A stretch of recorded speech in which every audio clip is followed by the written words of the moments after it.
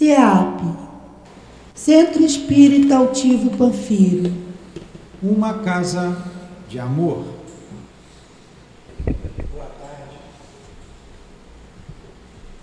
Boa tarde. Boa tarde aos nossos ouvintes. Que Jesus abençoe a nossa tarde de estudos.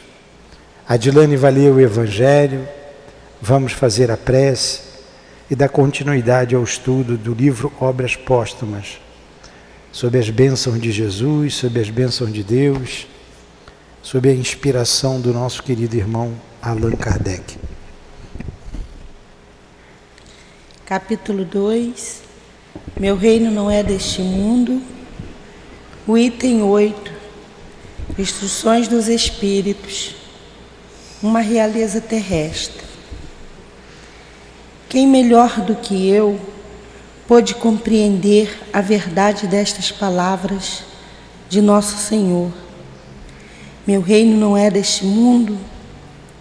O orgulho foi a minha perdição na terra.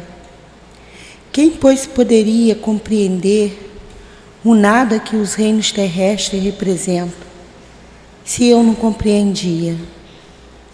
O que levei comigo da minha realeza terrestre? Nada, absolutamente nada. E como para tornar a lição mais terrível, a realeza não me seguiu até o túmulo. Rainha era eu entre os homens. Rainha eu acreditava entrar no reino dos céus. Que desilusão, que humilhação, quando em lugar de ser recebida como soberana, eu vi acima de mim, mais bem acima, homens que eu considerava insignificantes e que desprezava porque não tinha sangue nobre. Oh, nesse momento compreendi a inutilidade das honras e das grandezas que se buscam com tanta avidez sobre a terra.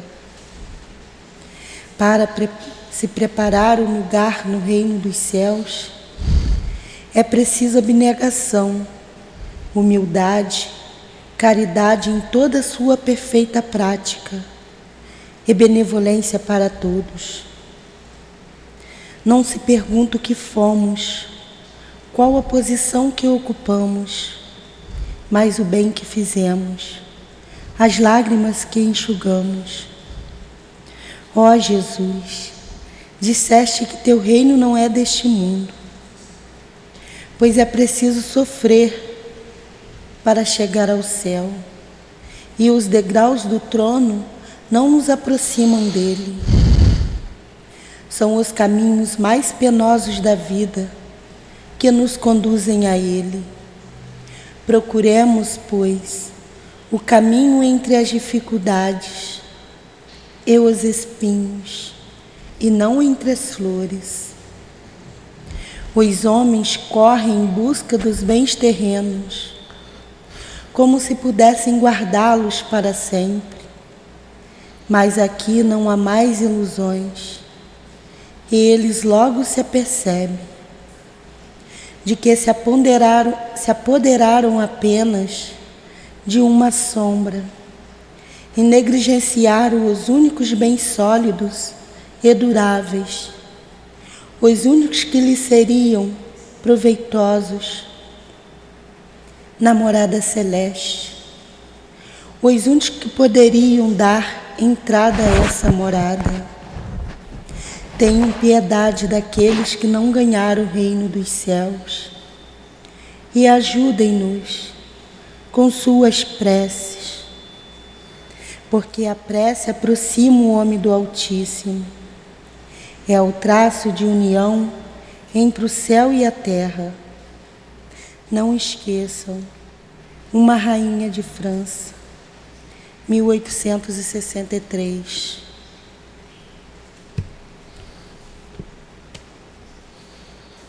Querido Jesus, nos inspire através dos nossos benfeitores, do nosso irmão Allan Kardec, que escreveu este livro, que foi lançado após o seu retorno à pátria espiritual.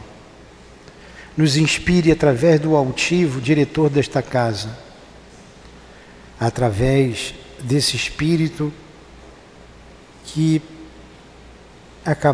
acabamos de ouvir a mensagem.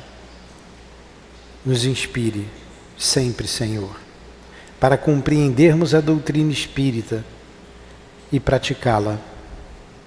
Que seja então em nome da direção espiritual da nossa casa de amor, do altivo, com a coluna de espíritos que nos dirige aqui.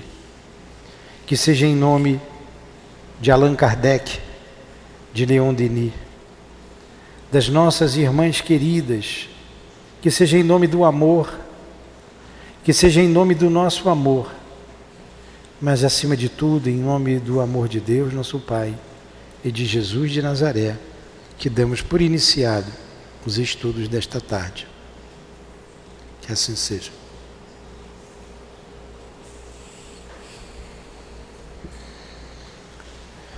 Então vamos lá. Nós paramos no item 52, sobre os médiuns curadores. Vai, Adilane, pode ler. Tem que tirar aquele pano dali. Qual página? Depois a gente bota aquela página. Item 52, Adilane. Está na página 72. Médiuns curadores. Ah, tá, o senhor voltou, né? Este gênero de mediunidade consiste na faculdade que algumas pessoas possuem de curar pelo simples toque, pela imposição das mãos, pelo olhar em gesto, mesmo sem o concurso de qualquer medicamento. Esta faculdade tem incontestavelmente seu princípio no poder energético, desde que difere, entretanto, pela energia e a instantaneidade da ação, enquanto que as curas magnéticas exigem um tratamento metódico, mais ou menos longo. Quase todos os magnetizadores estão aptos a curar, se sabem se manter convenientemente.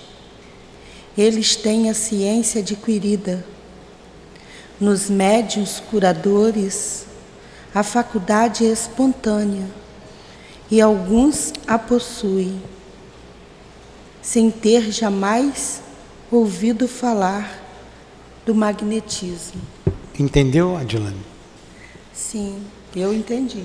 Então, o magnetizador é aquele que trabalha o magnetismo, né? Ele vai dando o passe durante horas no paciente e ele volta na outra semana até o paciente ficar bom.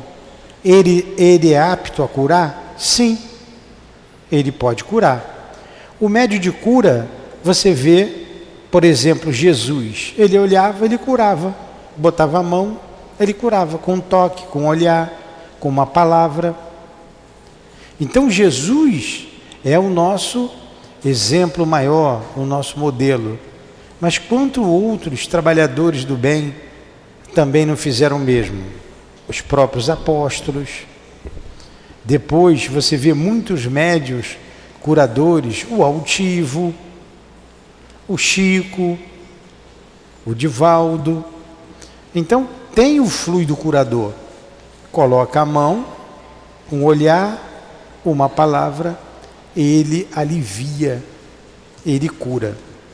Diferente daquele que também pode curar, mas leva muito mais tempo trabalhando esse fluido. É isso que ele acabou de dizer aqui. No outro parágrafo, ele continua. A faculdade de curar. A faculdade de curar pela imposição das mãos, tem evidentemente seu princípio no poder excepcional de expansão, mas é na primeira linha. Mas é aumentada por diversas causas, dentre as quais é preciso colocar na primeira linha a pureza dos sentimentos, o desinteresse, a benevolência, o ardente desejo de amparar, a prece fervorosa e a confiança em Deus.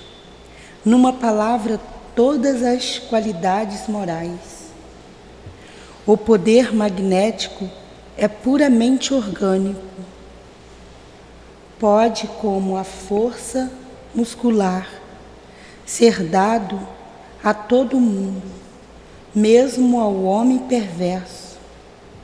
Porém, apenas o homem de bem dele se serve exclusivamente para o bem, sem pensamento oculto, de interesse pessoal, nem de satisfação, do orgulho ou de vaidade. Seu fluido mais depurado possui propriedades benévolas e reparadoras que não pode ter o do homem vicioso e interesseiro.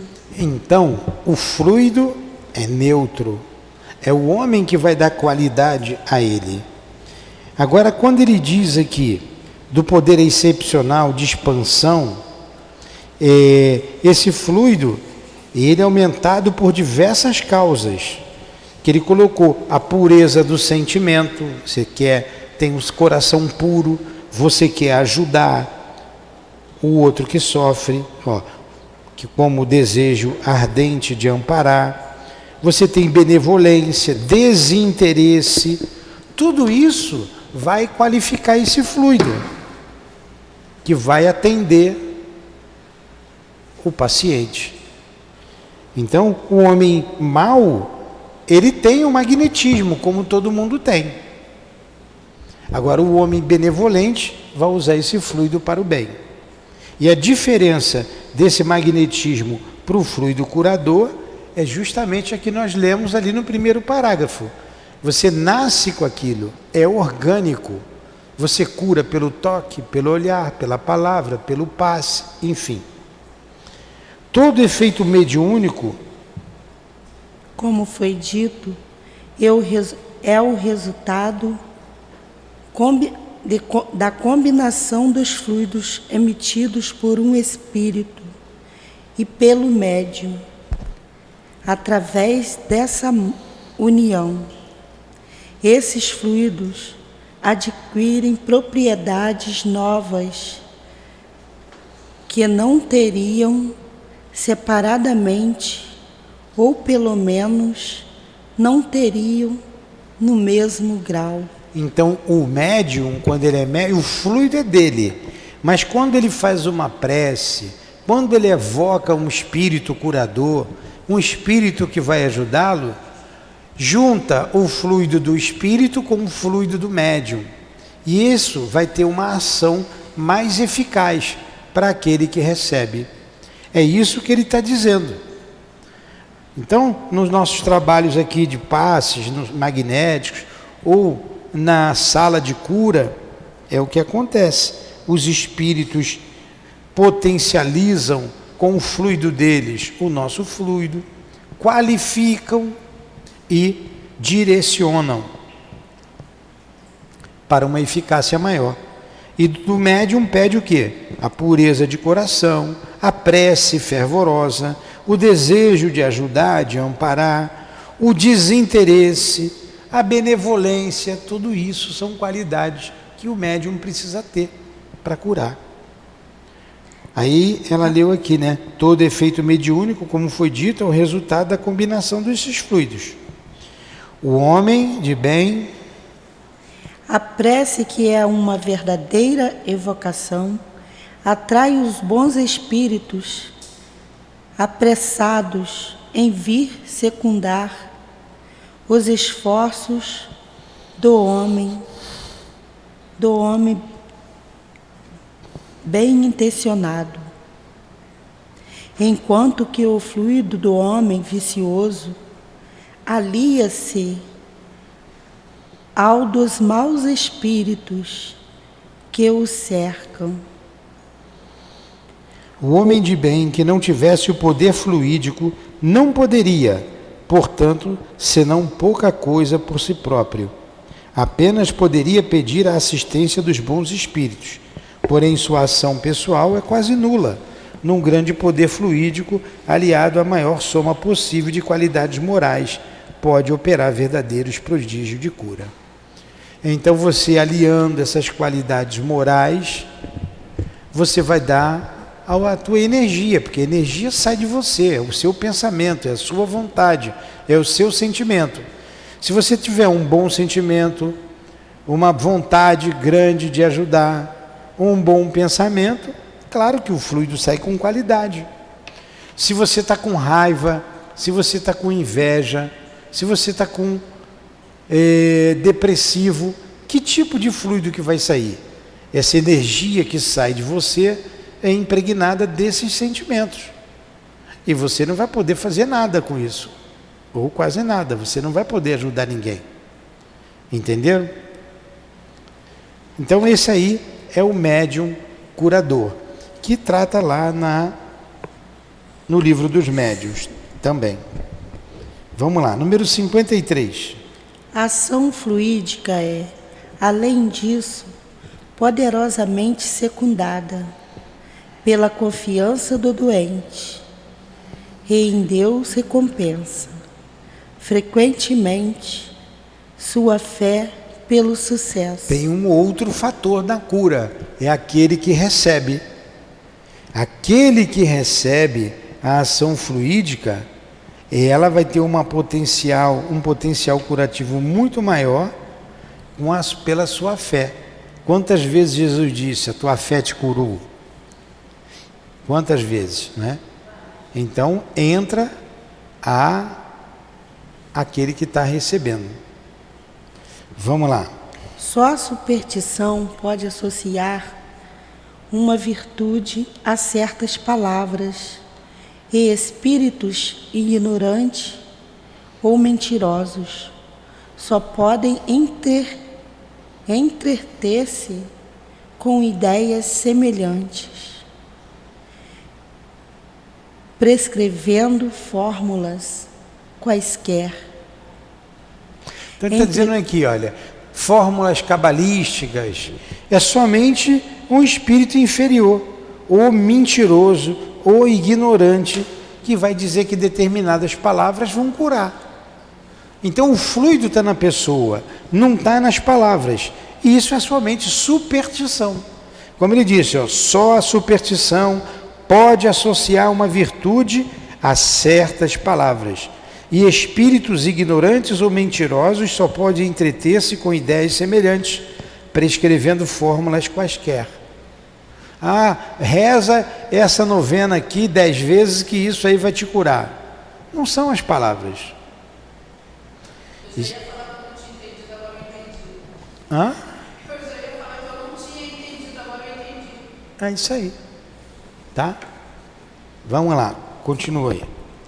Entretanto, pode acontecer que, para pessoas pouco esclarecidas e incapazes de compreender as coisas puramente espirituais, o emprego de uma fórmula de prece ou de uma prática determinada contribui para lhes dar confiança. Nesse caso, não é a fórmula que é eficaz, mas a fé que é aumentada pela ideia associada ao emprego da fórmula. Muito bem. Então, quer dizer, quando o espírito passa um remédio, remédio é fórmula, né? Não. Eu acho. Não é isso que ele está dizendo. Não é isso. O remédio é uma droga que vai atuar naquela doença. A fórmula é, que ele está se referindo, olha, ande 7 passos para a direção norte do continente. Ali você se ajoelha e faz a seguinte oração, ou fala as seguintes palavras. Isso aqui é uma fórmula. Ou vai ali no chão, traça um rabisco, um mapa, um triângulo, um losango, uma estrela, bota uma vela em cada ponta dessa estrela. Isso é uma fórmula. É isso que não tem efeito nenhum. Entendi. O que cura é o fluido, ou o remédio qualquer, tá? Hã? Pois é, eu acho melhor abrir essas portas por causa do eco, que tirou as cadeiras. A outra janela também grande, ó, olha como é que já está melhorando, ó, não está? Ó, abre aí a outra. Senão o som bate lá e volta, e isso, abre bem essa daí. Isso aqui é bom para fazer. Aí ele diz aqui na 55, não se deve confundir os médiuns curadores com os médiuns receitistas. Estes últimos são simples médiuns Agora me escreventes, explicou. cuja especialidade é de servir mais facilmente de intérpretes aos espíritos para as prescrições médicas, mas não fazem absolutamente senão transmitir o pensamento do espírito e não têm em si próprios nenhuma influência. Então, o médium receitista, ele receita, ele escuta o espírito passar um remédio e ele escreve. É diferente do médium de cura. O médium de cura tem o seu próprio fluido, que, secundado por um espírito bondoso, ele faz verdadeiros milagres. Ficou bem claro, não ficou? Ficou. Então, o médium receitista pode ser médium de cura também? Sim. É. Ele pode ter a mediunidade curadora e pode também ser um médium receitista. Mas são coisas distintas. Ficou bem claro? Então vamos lá. Parágrafo 7º. Da obsessão e da possessão. A obsessão é o poder que maus espíritos exercem sobre certas pessoas, com vistas a dominá-las e a submetê-las à sua vontade pelo prazer que experimentam de fazer o mal. Quando um espírito bom ou mau quer agir sobre um indivíduo, ele o envolve, por assim dizer, com seu perispírito, como um manto. Os fluidos penetram-se, os dois pensamentos e as duas vontades confundem-se, e o espírito pode então servir-se desse corpo como do seu próprio, fazê-lo agir segundo sua vontade. Falar, escrever, desenhar, tais são os médiuns. Se o espírito é bom, sua ação é suave, benévola, só faz fazer boas coisas. Se é mau, faz com que faças mais. Se é perverso e maldoso, enlaça-o como num fio, paralisa até sua vontade, sua consciência mesmo, que abafa sobre seu fluido como se abafa o fogo sob uma camada de água. Fala-o pensar, agir por ele, empurra-o contra a sua vontade para atos extravagantes ou ridículos. Numa palavra, ele o magnetiza, o cataleptiza moralmente, e o indivíduo torna-se um instrumento cego de suas vontades. Tal é a causa da obsessão, da fascinação e da subjugação, que se mostram em graus de intensidade bem diversos. É o paroxismo da subjugação a que chamamos vulgarmente possessão. Deve-se observar que nesse estado o indivíduo tem a consciência de que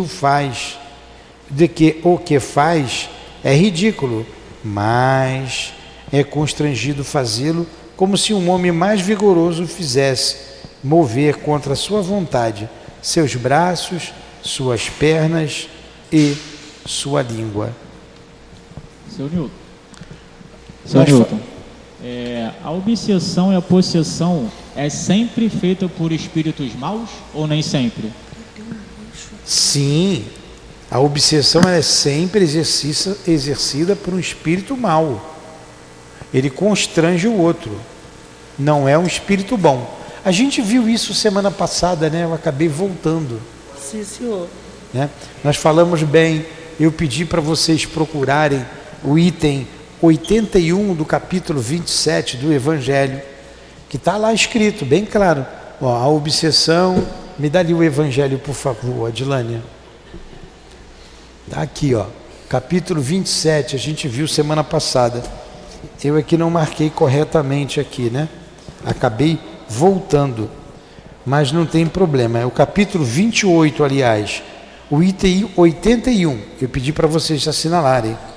Ó, a obsessão é a ação persistente que um mau espírito exerce sobre o indivíduo. Pergunta, cadê o microfone? Ah, foi na aula dos médiuns? Ah, tá. Então tá aqui, ó. A obsessão é a ação persistente que um mau espírito exerce sobre um indivíduo. O Kardec colocou aqui a mesma coisa, com palavras diferentes. Quando ele diz assim, ó, no item 56. Ele está me posando, eu tenho medo de mosquito, desse negócio. A obsessão é o poder que os maus espíritos, está aí, ó, exercem sobre certas pessoas com vistas a dominá-las e a submetê-las à sua vontade, pelo prazer que experimentam de fazer o mal. Isso que é obsessão, né? E ela tem graus. Tem a subjugação, que eles chamam de possessão. A subjugação e possessão é a mesma coisa. Você tem a obsessão simples e você tem a fascinação, que é o pior tipo de obsessão, em que ele envolve a mente do médium. Número 57, alguma pergunta? Não.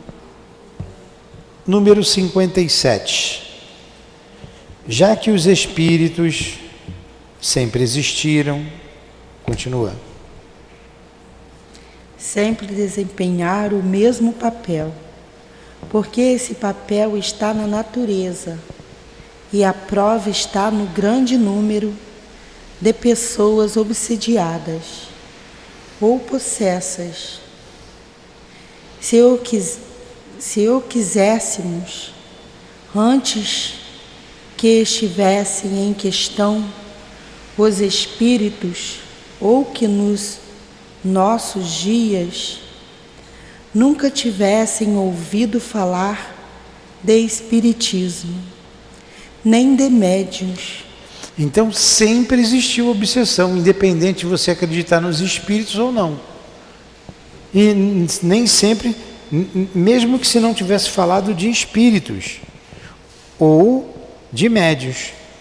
Aí ele está dizendo, a ação dos espíritos bons ou maus. Prova disso euzinha aqui, que eu não conhecia doutrina espírita nenhuma. Exatamente. Entendeu? E os espíritos não deixavam de agir sobre você. Não deixava, A ação dos espíritos bons ou maus é, portanto, espontânea. É da vontade deles, é espontâneo. A dos maus produz uma multidão de perturbações na economia moral e mesmo física, que por sua ignorância da causa verdadeira, atribuía-se a causas errôneas.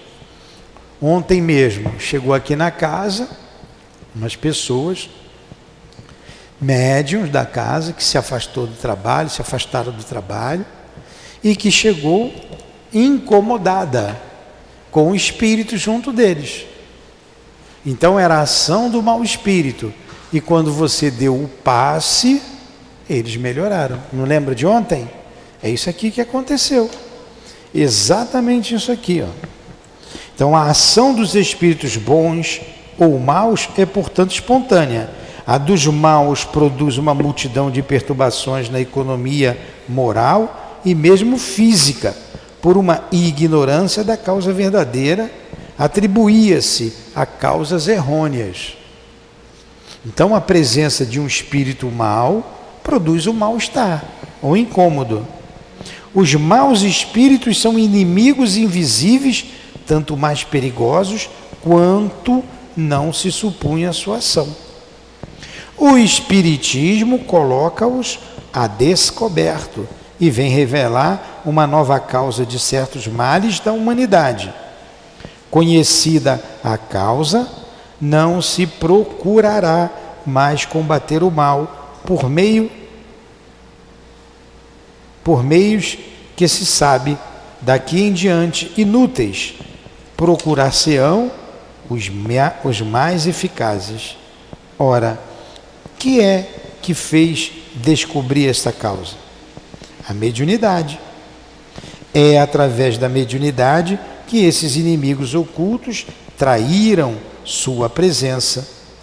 Ela fez por eles o que o microscópio fez pelos infinitamente pequenos. Vê de novo, Sanilton, o Espiritismo daí que eu não... Pode eu ler. não entendi.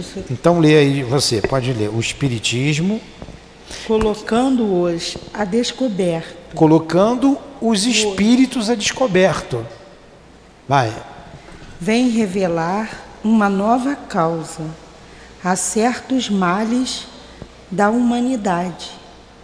Conhecida a causa, não se procurará mais combater o mal por meio que se sabe daqui em diante. Inúteis procurar-se-ão os mais eficazes. Não entendi isso aí, o que é? Então, sabendo da causa de alguns males, que a obsessão ocorria, passou a se atuar na causa de maneira mais eficaz. Por exemplo, antes diziam que determinadas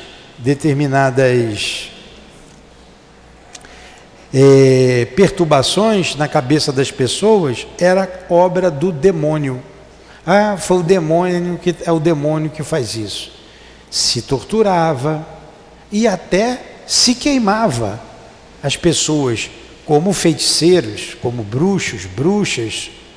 E na verdade aquilo nada mais era do que a ação de espíritos sobre o indivíduo. Isso sempre existiu. Não foi o Espiritismo que inventou os espíritos, não. O Espiritismo descobriu o mundo invisível, o mundo dos espíritos. E os espíritos influenciam em nossas vidas de maneira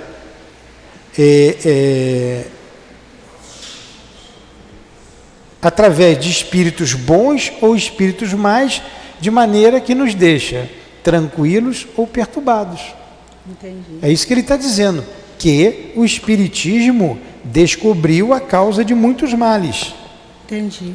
A mediunidade, ora, o que é que fez descobrir essa causa? A mediunidade. Então, através da mediunidade se descobriu toda a causa de vários males que afligia a humanidade. Conhecida a causa, não se procurará mais combater o mal por meios que se sabe daqui em diante inúteis. Procurar-se-ão os mais eficazes. Ora, e o que fez descobrir essa causa? A mediunidade. É através da mediunidade que esses inimigos ocultos traíram sua presença. Ela fez por eles o que o microscópio fez pelos infinitamente pequenos. Revelou todo um mundo.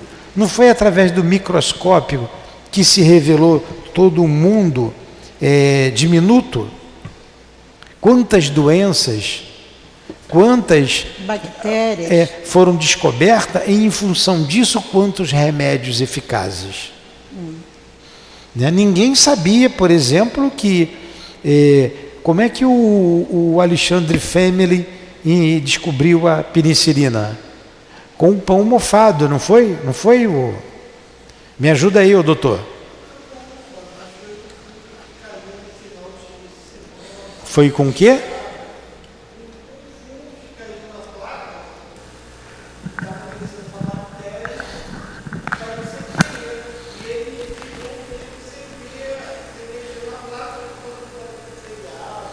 Fala no microfone aí. Foi um fungo que caiu numa placa.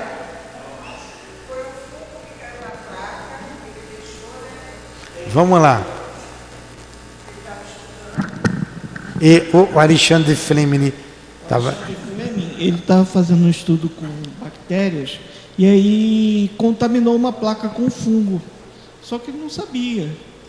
E passou um período de tempo mais longo do que o usual, porque era um feriado, final de semana, era um período mais longo. Quando ele voltou, no local onde havia aquele fungo, se formou um halo em que não havia crescimento bacteriano, e ele ficou intrigado porque não crescia. E aí que descobriu a penicilina. Tá vendo? E ele viu aquilo através do quê? Do microscópio. Ele viu que era um fungo através do microscópio, mas já havia crescido a colônia. Ele separou e identificou o fungo usando o microscópio. Quer dizer, na realidade, tudo isso vem de anos de estudo, desde o século XIX, né? Quando se descobriu o microscópio, você sabe? Se inventou o microscópio? O primeiro aproximado foi mais ou menos na mesma época que o da luneta. Se eu não me engano, foi 1700, 1600. Foi século XVI para XVII. Século XVI para século XVII. 1500 e pouco para 1600 e pouco. Foi antes de Kardec. Por isso que Kardec está dizendo, com a descoberta do microscópio, com a invenção do microscópio, se descobriu um mundo infinito de seres vivos que os nossos olhos não veem. Não veem.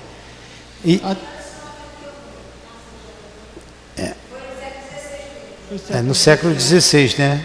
Foi bem anterior à descoberta da vida microscópica, né? Então. À medida que foi... Até 1600 e pouco, se achava que nas artérias passava ar. Porque quando você dissecava os cadáveres, que era proibido, as artérias estavam vazias de sangue. Tá vendo? Não artérias para passar o ar.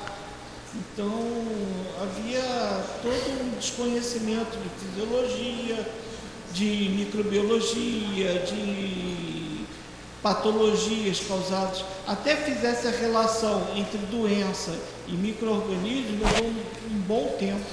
Se descobriu muita coisa, né? Com o auxílio do microscópio.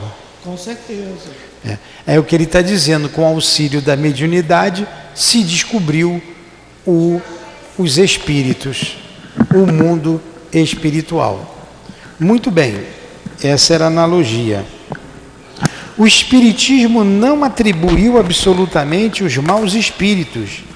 Ele os revelou e deu os meios para paralisar sua ação e, por conseguinte, afastá-los. Então não foi o Espiritismo que inventou a obsessão ou os maus espíritos, não foi. Ele descobriu os maus espíritos e com isso identificou os males causados por esses espíritos aos homens. O que ele deu o nome de uma obsessão. Estou sendo claro? Seu Newton. O Espiritismo para a humanidade foi mais ou menos Nossa, esse aparelho que eu esqueci o nome agora, microscópio.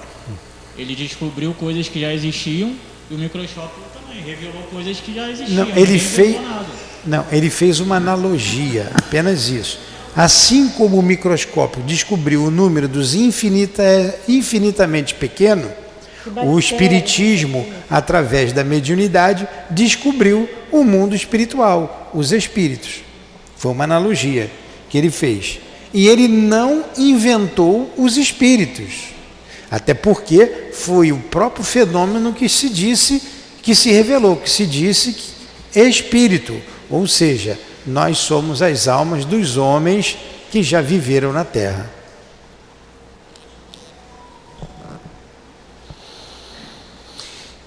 Ele continua, ele não trouxe, portanto, absolutamente o mal, já que o mal existia de todos os tempos. Ele traz, ao contrário, o remédio para o mal, mostrando-lhe a causa. Aí as pessoas dizem que o espiritismo é coisa de demônio, e não tem nada a ver uma coisa com outra. Ele descobriu o mal e dá o remédio para esse mal. Não é com o exorcismo que você vai cuidar das obsessões, não é dando surra de como é que é? De espada de São Jorge, aquela planta, não é fazendo rituais que você vai afastar os espíritos dos homens. Não é assim. É através da moralização dos homens e da moralização dos espíritos. Ficou bem claro? Vamos terminando esse item aqui. Uma vez reconhecida a ação do mundo invisível, ter-se-á a chave de uma multidão de fenômenos incompreendidos, e a ciência, enriquecida por essa nova lei, verá abrir-se diante dela novos horizontes, quando ela aí chegará. Quando ela aí chegará? Quando não professar mais o materialismo, pois o materialismo a estanca na sua impulsão e lhe opõe uma barreira intransponível. Então a doutrina espírita vem combater o materialismo. Os grandes males da sociedade vêm através da ignorância. A ignorância é o pior mal que a sociedade pode carregar consigo. A ignorância. E ignorar o mundo espiritual através do materialismo, olha quantas dores, quanto caos traz para a nossa sociedade. A doutrina espírita veio para alavancar o progresso moral da humanidade. A doutrina espírita veio para isso, já que o progresso intelectual acontece normalmente. Vamos parar por aqui? Semana que vem a gente vai continuar no item 58, falando ainda da obsessão, tá? Faz a prece, Adilane.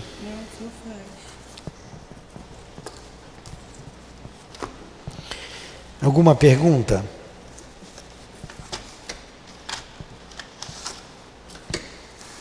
Então vamos fazer a prece. Alguma colocação? Nós te agradecemos, Jesus, pela tarde de estudos, agradecemos aos nossos benfeitores espirituais, a direção espiritual do nosso SEAP, a nossa casa de amor, agradecemos ao altivo e à coluna de espíritos que nos dirige. Em nome desses espíritos, irmãos e amigos, em nome de Allan Kardec, de Leon Denis, em nome do amor, do nosso amor, mas acima de tudo em nome do amor de Deus nosso Pai, é que damos por encerrados os estudos em torno do livro Obras Póstumas da noite de hoje. Que assim seja.